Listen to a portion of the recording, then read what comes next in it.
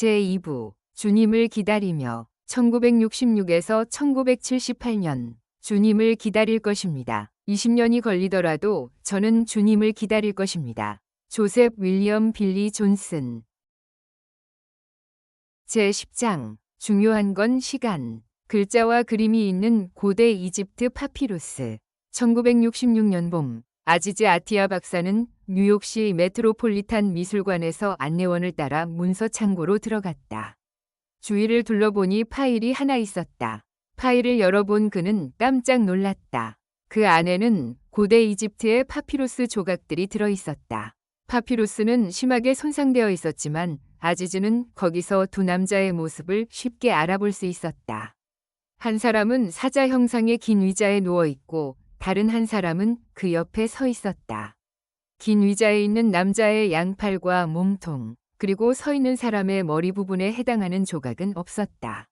하지만 문서를 보존하기 위한 1차적인 노력의 일환으로 누군가 파피루스를 종이에 붙이고 분실된 부분을 대충 그려놓은 것 같았다. 아지즈는 예수 그리스도 후기 성도교회의 회원은 아니었지만 유타 대학교에서 역사학 및 언어학 교수로 재직하며 오랫동안 성도들 가운데 생활했기에 그 그림이 값진 진주의 아브라함서에 나오는 것임을 알아보았다. 그림은 9개의 다른 파피루스 조각과 함께 보관되어 있었다. 아지즈는 파피루스를 면밀히 살펴보다가 그것들이 한때 선지자 조셉 스미스의 소유였음을 확인하는 증명서를 발견했다. 증명서는 1856년에 작성된 것으로 조셉 스미스 3세, 에머 스미스, 에머의 두 번째 남편인 루이스 비더몬의 서명이 포함되어 있었다. 이 조각들은 선지자 조셉과 다른 성도들이 1835년에 유물 전시업자에게서 내구의 에미라를 구입했을 때 얻은 파피루스 두루마리 묶음에서 나온 것이었다. 그로부터 7년 후 조셉은 아브라함서로 불리는 번역문과 함께 파피루스의 그림을 출판했었다. 그런데 조셉이 사망하고 몇 년이 흐른 후에 에머가 미라와 파피루스를 팔았고 새 주인은 그것들을 나누어서 일부를 가까운 박물관에 팔았다. 파피루스 두루마리는 수십 년 동안 화재로 소실됐다고 여겨졌으나 어찌된 일인지 그 일부가 동부의 메트로폴리탄 미술관에서 나타난 것이었다. 이것들이 여기에 있어서는 안 됩니다. 아지즈는 말했다. 그 조각들이 교회에 얼마나 중요한지를 알았던 그는 성도들이 다시 그것들을 소유할 수 있도록 돕기로 마음먹었다. 같은 해 14살의 이사벨 산타나는 새로운 환경에 몹시 위축돼 있었다. 멕시코 북부의 도시인 시우다드 오브레곤에 살던 그녀는 멕시코시티에 있는 교회 소유 학교인 센트로 에스콜라 베네메리토 데 라스 아메리카스에 다니기 위해 막 집을 떠나온 참이었다. 멕시코의 수도인 멕시코시티는 700만 인구가 생활하는 성장 가도의 대도시였고 모두 옷차림이나 말하는 방식이 그녀의 고향 사람들과 무척 달랐다. 이쪽 사람들은 부탁해요. 고마워요. 실례해요를 무척 격식을 차려 말했다. 북쪽 지방 사람들은 그런 식으로 말하지 않았다. 멕시코에서는 회복된 복음이 1800년대에 뿌리를 내렸고 이제 그곳에는 2개의 튼튼한 스테이크가 있었다. 지난 20년 동안 멕시코의 후기 성도는 약 5,000명에서 36,000명 이상으로 늘어났다. 회원의 수가 증가함에 따라 교회 지도자들은 멕시코 성도들의 자라나는 세대가 학교 교육과 직업 훈련을 위해 가능한 모든 기회를 누리게 하고 싶었다.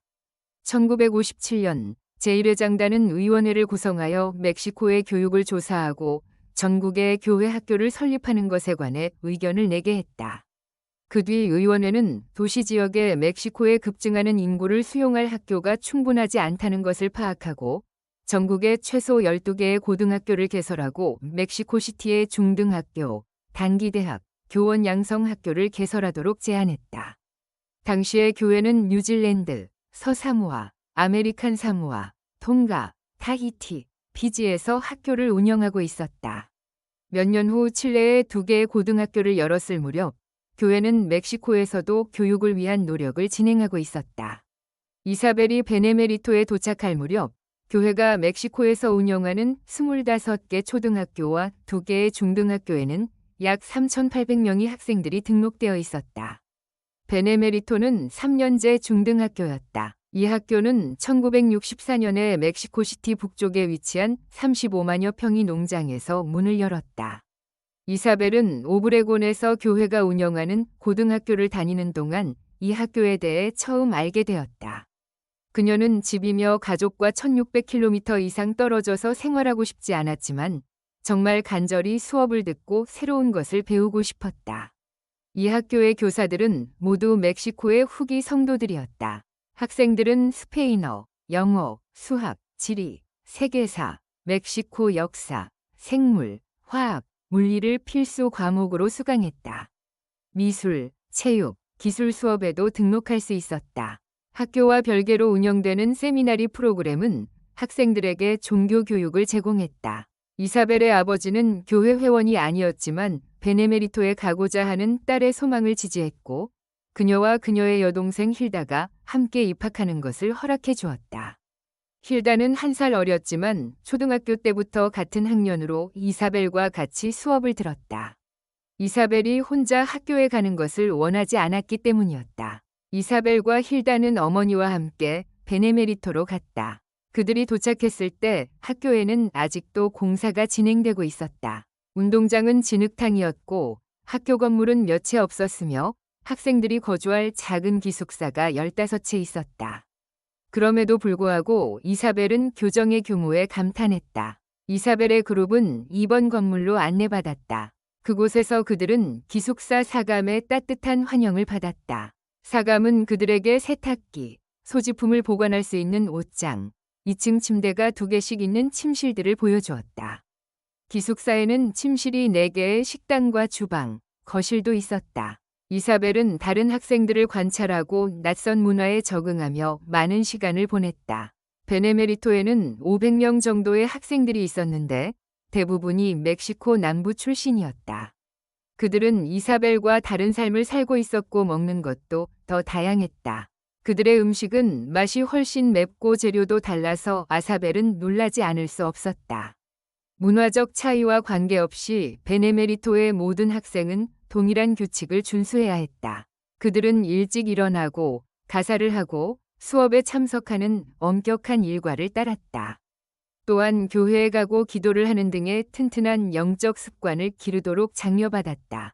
가족들이 각자 다른 종교를 가진 가정에서 자란 이사벨과 그녀의 여동생은 베네메리토에 오기 전에는 그런 일들을 규칙적으로 해본 적이 없었다.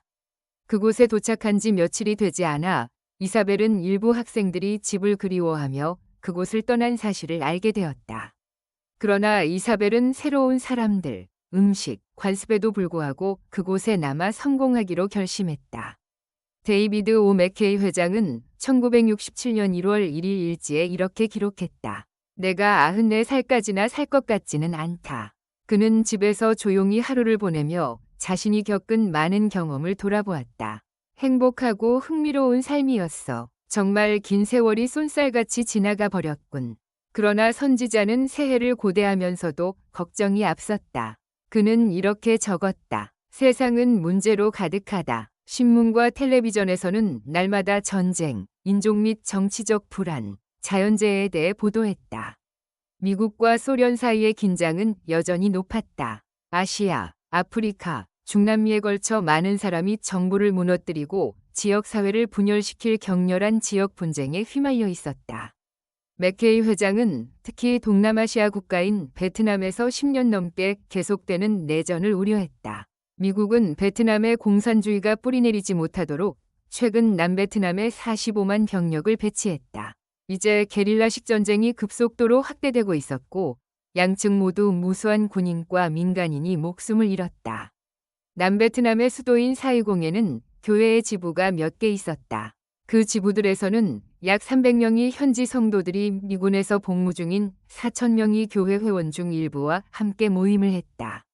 얼마 전에는 12사도 정원회의 고든 비 힝클리 장로와 70인 제1평의회의 메리온 디 행크스 장로가 전쟁으로 파괴된 베트남을 방문한 일이 있었다. 힝클리 장로는 성도들과 함께 지방부 대회에 참석하여 복음을 전파하기 위해 그 땅을 헌납하고 그 나라에 다시금 평화가 깃들기를 기도했다. 그는 이렇게 간청했다. 전쟁의 소음이 그칠 날을 앞당겨 주시옵소서. 그날 저녁 교회 지도자들이 간증을 하는 동안 멀리서 쿵하고 포격 소리가 울렸다. 1967년 맥케이 회장의 바람과 달리 혼란과 분쟁은 잦아들지 않고 있었다. 6월에는 이스라엘과 인접 국가들 사이에 전쟁이 발발해 그 지역이 불안에 휩싸였다. 그 다음 달에는 오랫동안 계속되던 나이지리아의 정치적 불안이 내전으로 번졌다. 한편 베트남에서 사상자가 늘고 전쟁에 대한 여론이 악화되자 미국에서는 빈번하게 반전 시위가 일어나기 시작했다. 시위는 때로 폭력적인 형태로 번지기도 했다. 또한 전국에서 인종 간 갈등이 최고조에 달했고 폭력의 물결이 여러 주요 도시를 뒤흔들었다. 선지자는 이러한 사회적 불안이 청소년들에게 미치는 영향을 우려했다. 세상에서 일어나는 사건들로 인해 낙담한 일부 청소년들은 부모와 조부모의 가치관과 문화에 의문을 제기했다. 많은 청소년이 해로운 약물을 시험 삼아 복용하고 난잡한 성행위를 하고 상스러운 언어를 사용했다. 교회의 청소년들을 사랑한 맥케이 회장은 그들이 이러한 경향에 빠지는 것을 원하지 않았다. 그는 가치관과 표준이 같은 사람들 속에서 그리스도와 같은 성품을 키울 수 있는 주중 종교 수업인 세미나리나 종교교육원에 참석하도록 후기 성도 청소년들을 격려했다. 또한 최근의 교회는 청남 청녀들이 깨끗한 생활, 데이트, 춤, 복장, 예절에 대한 교회 표준을 알고 이해하고 그에 따라 생활하도록 돕기 위해 청소년의 힘을 위하여라는 소책자를 제작했다. 그러나 그는 부모와 교회 지도자들 역시 도덕적인 생활을 할 때 행복해질 수 있음을 청소년들에게 가르치고 행동으로 보여줄 의무가 있다고 믿었다. 1967년 10월 연차 대회에서는 맥케이 회장이 건강이 좋지 않아 직접 말씀을 전할 수 없었다. 그래서 그는 아들 로버트에게 자신을 대신해서 성도들에게 말씀을 읽어주도록 부탁했다.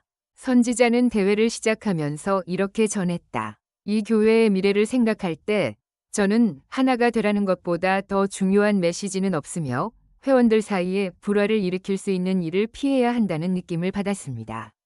지난 몇 년 동안 교회의 협의부는 여러 프로그램을 통합하고 신권과 가정 및 가족의 역할을 강조함으로써 성도들을 단합하고자 노력해왔다. 그해 그 무렵까지 교회의 협의부는 미국 외 국가에서 출판되는 교회 잡지의 내용을 표준화하고 통일된 교과 과정을 도입했다.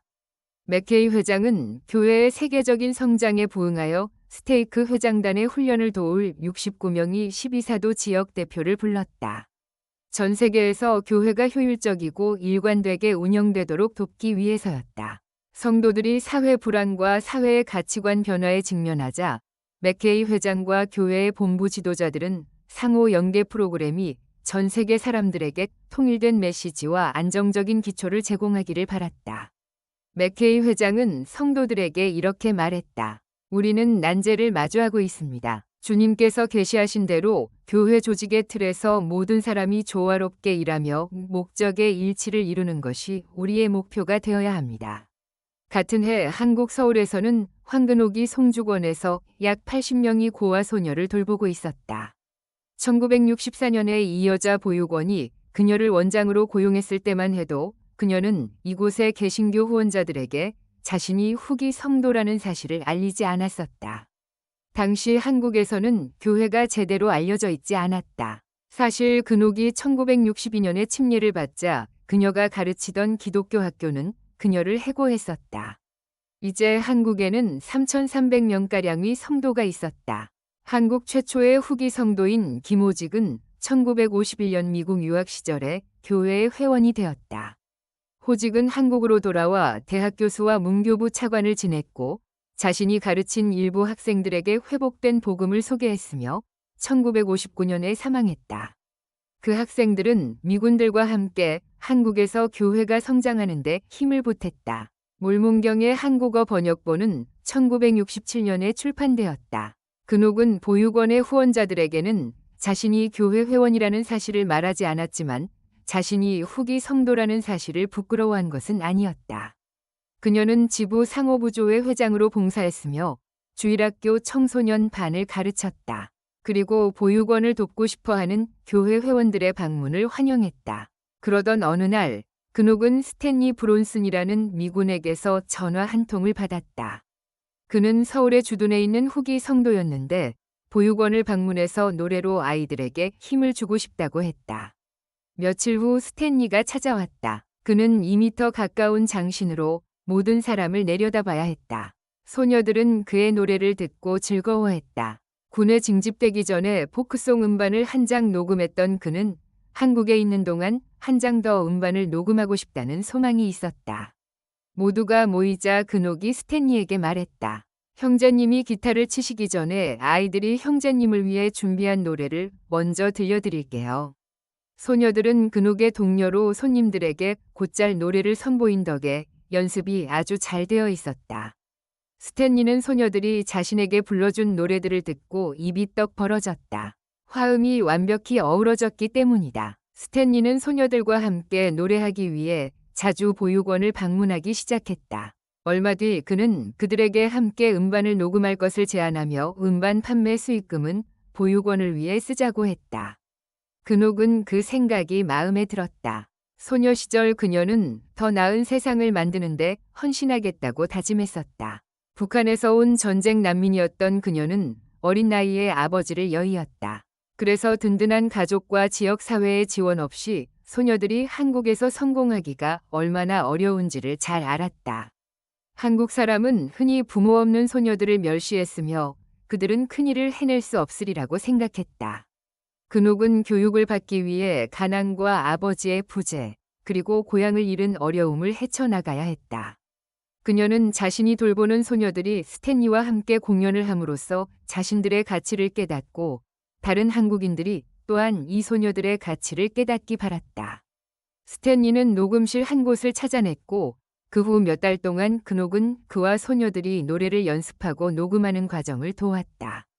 스탠리는 군에서 30일 휴가를 받자 녹음한 것을 가지고 미국으로 돌아가 레코드판을 만들었다. 그 후 한국으로 돌아온 그는 한국에서 촬영되던 미국 인기 텔레비전 특집 방송에서 소녀들과 함께 공연을 하기로 했다.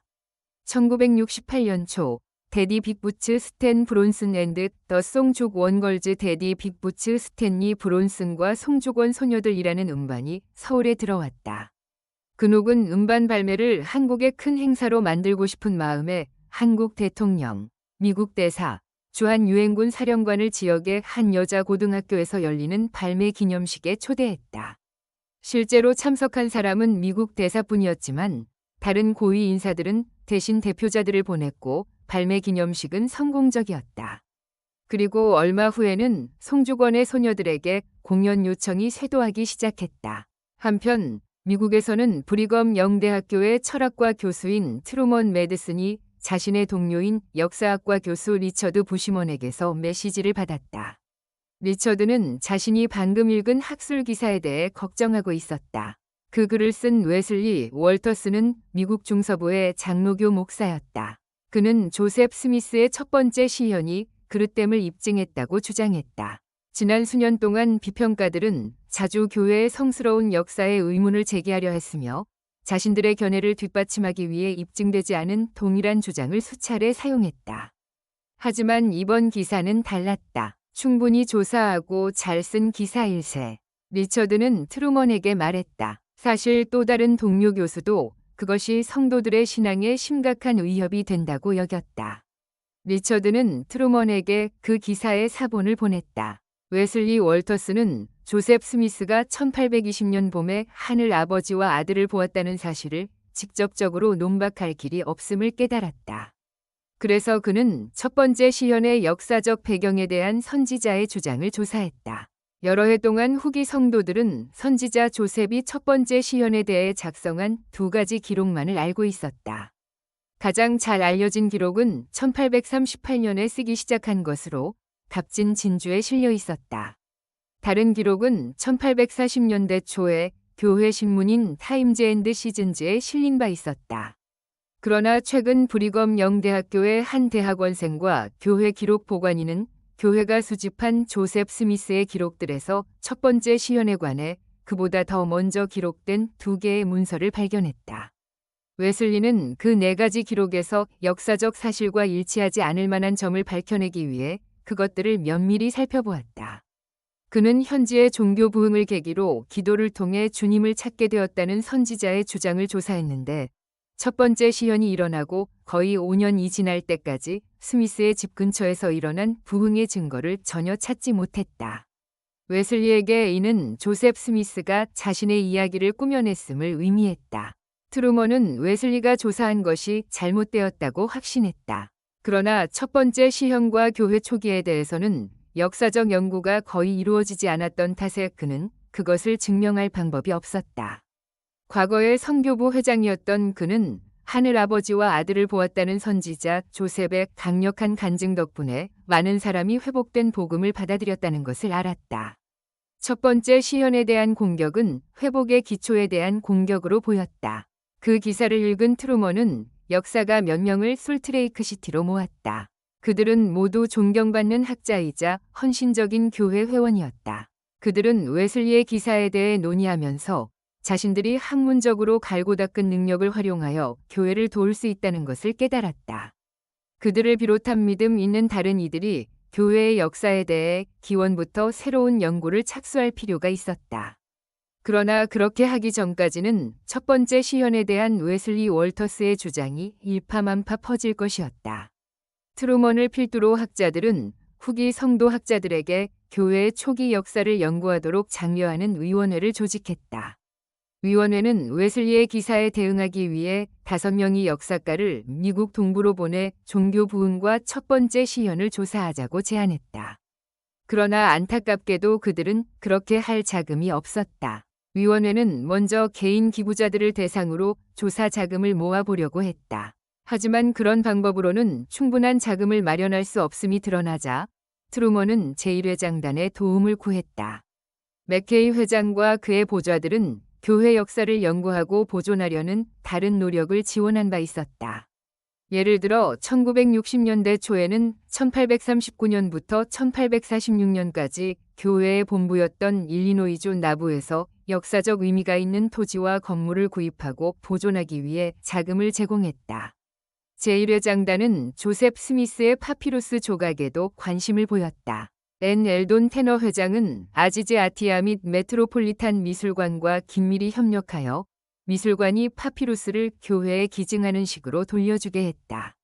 미국 전역의 신문에서 이 인수 사실을 보도했으며 교회는 기자회견을 열고 임프루브먼트 이라의 파피루스 조각들의 이미지를 게재했다. 그런 후 제1회장단의 요청으로 브리검 영대학교의 교수인 휴 니블리가 추가 연구를 위해 그 조각들을 대여했다. 교회의 선도적인 학자로 고대의 세계를 연구하던 휴는 몰몬경의 신빙성을 뒷받침하는 강력한 역사적 증거를 발견했으며 아브라함서에 관해서도 그렇게 할 수 있다고 확신했다. 1968년 봄, 트루먼은 제1회장단에 보내는 서한에서 조사를 위한 여행 자금으로 $7,000를 요청하며 이렇게 적었다. 첫 번째 시현이 역사적인 면으로 맹공격을 받았습니다. 중요한 건 시간입니다. 처음에 제1회장단은 그 프로젝트에 자금을 지원하지 않기로 결정했었다. 최근 몇 년 동안 교회는 전 세계에 점점 더 많은 예배당을 짓느라 빚을 지게 되었고 그 후로 교회 지도자들은 지출에 더욱 신중을 기했다. 하지만 트루먼은 끈질겼다. 최근에 그는 교회사를 주제로 한 대회에서 웨슬리 월터스를 만났는데 그때 조셉 스미스의 명예를 실추시키려는 그의 결의를 알아차렸다. 트루먼은 제1회장단에 이렇게 말했다. 그는 물불 가리지 않고 자료를 먼저 손에 넣으려 할 겁니다. 저희는 행동을 미뤄서는 안 된다고 생각합니다. 이번에 그는 $5,000를 요청했다. 맥케이 회장과 보좌들은 그의 요청을 재고하고 조사원들에게 자금을 지원하기로 합의했다. 그해 9월 어느 따뜻한 오후 14살의 마에타 홀리데이는 캘리포니아주 로스앤젤레스 교회의 풀러턴으로 향하는 버스에 혼자 앉아 있었다. 창밖 고속도로 양옆으로 오렌지 과수원이 펼쳐지고 있었다. 유타와 애리조나 경계의 황야에 위치한 그녀의 고향과는 전혀 다른 풍경이었다. 마에타는 나바오 공화국의 디네, 즉 시민이었다. 그녀는 아메리카 원주민 보호지역에서 자랐다. 그녀의 종족은 4개의 신성한 산이 경계를 이루는 그 지역에서 조상 대대로 생활해왔다. 19세기 미국 정부는 후기 성도를 포함한 백인이 정착할 장소를 마련하기 위해 나바오족과 같은 아메리카 원주민들로부터 빼앗은 땅의 이 보호지역과 이와 유사한 다른 보호지역들을 마련했다. 많은 원주민 가족은 열악한 보호지역에서 살 수밖에 없게 되자 어려움을 겪었다. 마에타가 살았던 나바호족 보호지역은 광대했다. 사람들은 서로 멀리 떨어져 살았고 그래서 아이들을 등하고시키기가 어려웠다. 반면 정부가 지원하는 기숙학교는 대개 초만원의 자금도 부족했다. 상황이 이러하자 많은 아메리카 원주민 부모들은 자녀들을 보호지역 밖의 학교에 보내 그들이 더 나은 삶을 살 수 있기를 바랐다. 마에타는 교회의 인디언 스튜던트 플레이스먼트 프로그램 인디언 학생 배치 프로그램의 일환으로 캘리포니아에 와서 한 번도 만난 적 없는 백인 가족과 함께 생활하기 위해 가는 길이었다. 마에타의 언니들도 이 프로그램에 참여했었고 마에타도 언니들처럼 하고 싶었다. 그러나 스스로 바라서 프로그램에 참가하고도 자신을 돌봐줄 새로운 가족을 생각하면 불안한 마음이 들었다. 배치 프로그램은 1954년에 스펜서 W. 킹볼 장로의 인도에 따라 설립되었다. 당시의 많은 후기 성도들처럼 그는 아메리카 원주민을 몰몬경 백성의 직계 후손으로 여겼다. 그는 교회 회원들에게 레이맨인 형제 자매들이 교육의 기회를 얻고 성약의 백성으로서 신성한 운명을 성취하도록 도울 책임이 있다고 믿었다. 배치 프로그램을 시행하면서 아메리카 원주민 아이들은 학교에 다니는 동안 후기 성도 가족과 함께 살기 위해 보호지역에 있는 집을 떠났다. 프로그램의 목적은 학생들이 더 좋은 학교에 다니고 복음 중심의 가정을 경험하게 하는 것이었다. 1968년까지 63개 이상의 부족에서 온 약 3,000명의 학생들이 캐나다와 미국의 7개 주에 있는 가정에 배치되었다. 배치 프로그램의 모든 학생은 후기 성도였지만 개중에는 이 프로그램에 참여하기 전까지는 교회 모임에 참석한 경험이 거의 없는 학생도 있었다. 캘리포니아 남부에서 이 프로그램을 이끌던 글렌 벤 웨건에는 유타주 커네브에서 한 가족과 함께 생활하던 마에타에 관해 듣게 되었다. 마에타는 그들과 함께 사는 것을 좋아했고 그들의 딸과도 잘 지냈다. 글렌은 마에타에게 9학년부터는 캘리포니아에서 배치 프로그램에 참여하도록 권유했고 그녀는 흔쾌히 제안을 받아들였다. 마에타는 켈빈 홀리데이와 에벌린 크랭크 사이에서 태어난 6딸 중 막내였다. 그녀의 부모는 결혼 초기에 교회 회원이 되었으나 이후 교회에 대한 흥미를 잃었다. 마에타는 8살에 침례를 받았지만 정기적으로 교회에 참석하지는 않았으며 자신이 받은 침례의 중요성도 이해하지 못했다. 마에타의 부모는 딸이 더 좋은 교육을 받기 바랐기에 마에타가 학교에 갈 나이가 되자 곧바로 딸을 애리조나에 있는 아메리카 원주민 기숙학교에 보냈다.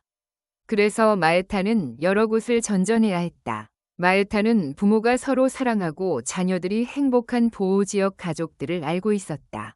하지만 그녀의 가족은 그렇지 않았다. 어머니는 아버지와 이혼한 후 2번 재혼했다. 마에타의 어머니는 재혼 중에 6명의 자녀를 더 낳은 데다 오랫동안 집을 떠나 있었기 때문에 동생들을 돌보는 일은 마에타의 몫이 돼야만 했다. 어머니가 떠나 있는 동안 마에타와 동생들은 거의 먹지도 마시지도 못한 채 여러 날을 지낸 적도 몇 번 있었다. 그래도 마에타는 상한 양고기와 통조림 몇 개 등으로 동생들을 먹이기 위해 최선을 다했다. 한 번은 마에타가 밖에서 불에 튀긴 빵을 만드는데 어머니가 마에타를 보며 말했다. 애 낳는 것 말고 네가 뭘 하겠니? 그 말을 듣고 마에타는 상처를 받았다. 그 순간 그녀는 마음속으로 다짐했다. 그래도 난 무언가를 이루고 말 거야. 캘리포니아 남부의 버스 정류장에 도착하자 마에타는 어머니와 떨어져 있다는 사실에 안도했다. 그러나 중년 부부가 문으로 들어오자 긴장이 됐다. 마에타는 생각했다. 이제 저분들이 내 새 부모님이야. 양아버지인 스펜서 블랙은 조용하고 내성적이었다. 마에타는 살면서 겪은 폭력적인 남성들 때문에 다소 경계하며 그에게 인사를 했다. 하지만 양어머니 베나에게서는 푸근한 느낌을 받았다. 부부는 마에타를 집으로 데려갔고 그곳에서 그녀는 그 집의 자녀들을 만났다. 집에는 15살 루시와 13살 레리가 있었고 독립한 큰 자녀가 3명 더 있다고 했다. 마에타는 커다란 벽난로와 꽃들로 가득한 정원이 있는 새 집에 익숙해졌다. 늘 언니 동생들과 방을 같이 썼던 그녀는 무엇보다 자신만의 침실을 갖게 되어 무척 기뻤다. 하지만 마음이 완전히 편안해진 것은 아니었다. 그 도시는 위압적이었고 빽빽한 연무가 가득했다. 양부모는 친절했지만 마에타는 자신의 어머니가 이따금 그랬던 것처럼 그들이 친절을 이용해 자신에게 집안일을 떠맡기려 하는 것은 아닐까 하는 생각이 들었다. 마에타는 캘리포니아에 온 것을 후회하지 않았다. 하지만 그날 밤에는 침대에 누워 고속도로에서 들려오는 시끄러운 차 소리에 괴로워하며 조용한 나바오 보호 지역을 그리워했다.